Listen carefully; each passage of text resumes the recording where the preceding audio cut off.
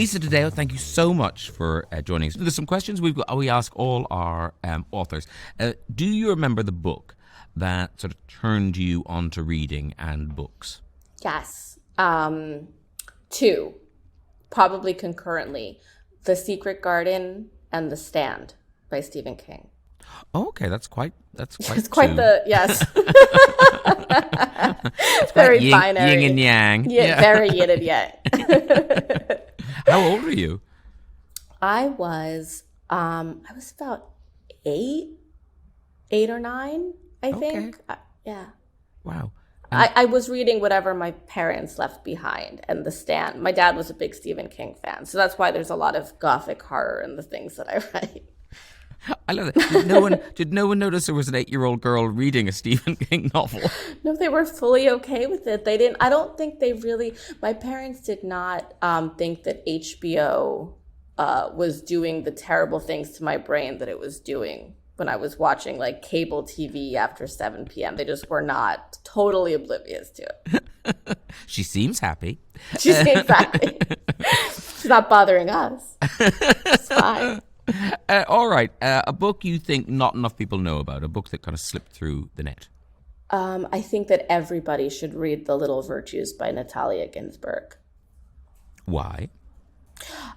I think it's just one of the most intelligent and emotionally intelligent books written. It's kind of it's nonfiction.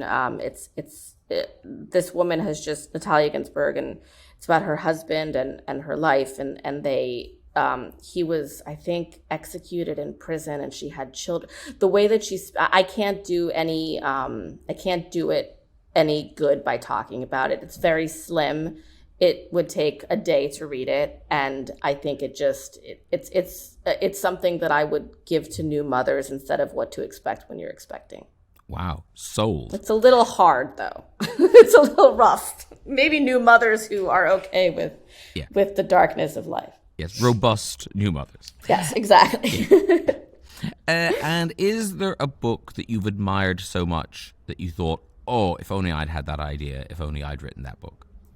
I love Fever Dream by Samantha Schweblin. Okay. Expand. It is a book about an environmental crisis, but it is written about with almost zero of the usual kind of, when people write about issues, it often feels very, this is just a purely it manages the magic trick of creating a novel that is utterly compelling while also being about something bigger than it is. And the actual, and it's also about a mother and a child, and the sort of, it talks a lot about the rescue distance, and I think that's its name, and I think it was originally published in German. But the idea of rescue distance being the distance between the mother and her child, the distance at which she is comfortable with her child being far from her. And I always think about that when my daughter's, like 10 feet ahead of me. I'm like, that is not a good enough rescue distance.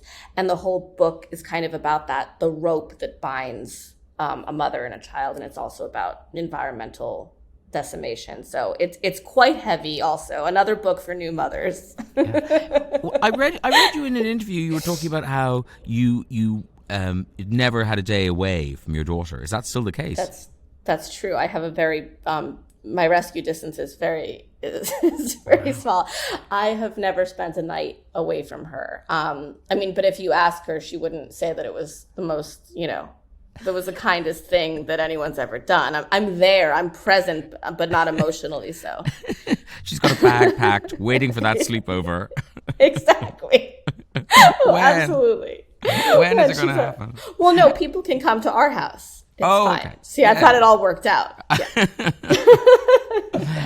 Lisa Taddeo, thank you so much for giving us all this time. It's been lovely talking to you. Thank you so much. Thank you, Graham. This has been lovely for me. Thanks for having me.